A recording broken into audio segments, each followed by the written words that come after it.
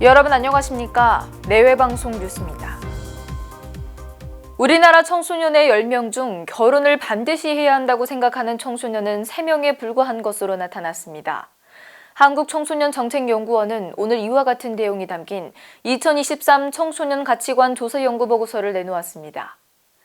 지난해 전국 남녀 초중고교생 7,718명을 대상으로 설문한 결과에 따르면 29.5%만이 결혼은 반드시 해야 한다고 답한 것으로 나타났습니다. 이는 73.2%가 해당 항목에 동의했던 2012년과 비교하면 11년 만에 반토막도 못 되는 수준으로 하락했습니다. 연구진은 청소년들이 더 이상 전통적인 가치관을 유지하고 있지 않다는 사실이 이번 조사에서 드러났다며 가족과 출산 정책이 근본적으로 전환돼야 한다는 의미라고 분석했습니다.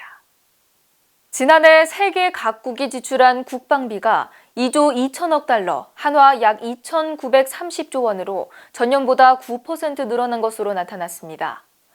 영국 국제문제전략연구소는 우리 시간 13일 세계 군사력 균형 평가 보고서에서 이처럼 밝혔다고 AP통신이 보도했습니다. 연구소에 따르면 세계는 지난해 위험도가 상승했다고 평가함과 동시에 지금까지 각국 발표를 토대로 보아 올해 국방 지출은 더 늘어날 것으로 전망했습니다. 아울러 연구소는 미국을 비롯한 나토 동맹국들이 우크라이나 전쟁으로 국방비를 늘린 것이 영향을 주고 있다고 분석했습니다. 보고서에 따르면 지난해 북대서양조약기구 나토 동맹국의 국방비 지출은 전체의 절반을 차지했고 중국과 러시아, 인도까지 포함하면 70%가 넘는 것으로 집계됐습니다. 오늘의 간추린 뉴스입니다. 대한항공과 아시아나항공의 합병을 통한 초대형 항공사인 메가캐리어 탄생이 임박했습니다. 항공업계에 따르면 EU 집행위원회는 우리 시간 13일 대한항공과 아시아나항공의 기업 결합을 조건부로 승인했습니다. 하이트 진로가 참이슬 후레쉬의 도수를 16.5도에서 16도로 낮추고 리뉴얼된 제품을 오늘부터 출고합니다. 이는 소비자 사이에서 도수가 낮은 술이 유행하는 트렌드에 맞춰 제품을 전면 리뉴얼한 것으로 풀이됩니다.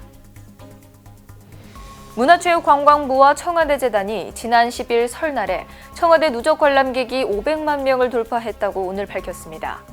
청와대가 2022년 5월 10일 국민에 개방된 지 1년 9개월 만으로 이번 문화행사 기간에 하루 평균 15,000여 명이 청와대를 다녀간 것으로 집계됐습니다.